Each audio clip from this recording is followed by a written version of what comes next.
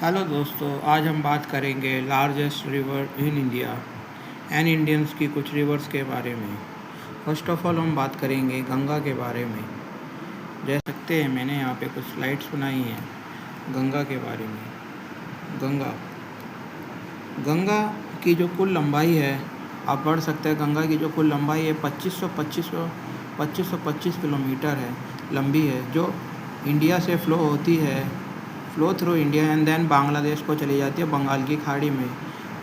माँ गंगा जो है ये हमारे उत्तराखंड से निकलती है, गंगोत्री से निकलती है। इसका बेसिन है जब 10,86,000 किलोमीटर इसका बेसिन है, मेजॉरिटी ऑफ दिस एरिया।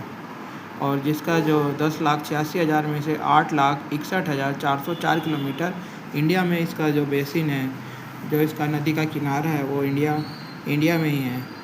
की size details 2500 kilometre basin area, 10,86,000 India का ड्रेनेज एरिया है, 8,61,000 जोग्राफिक कंटेक्स्ट है।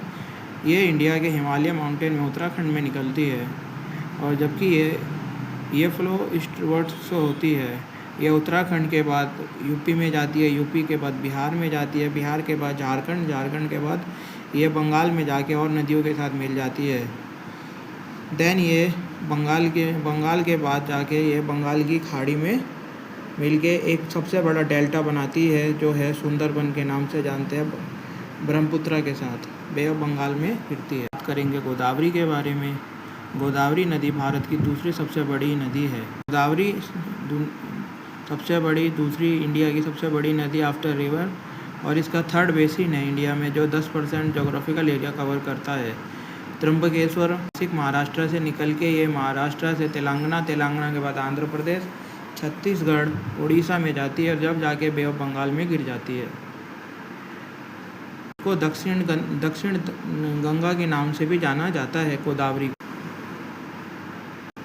हम कृष्णा नदी के बारे में कृष्णा नदी के बारे में हम बात करें तो कृष्णा नदी जो है डेक्कन प्लेटो जो है थर्ड लॉन्गेस्ट रिवर है इंडिया की, गंगा और गोदावरी के बाद। इसकी कुल लंबाई 1400 किलोमीटर है, और यह महाबलेश्वर से निकलते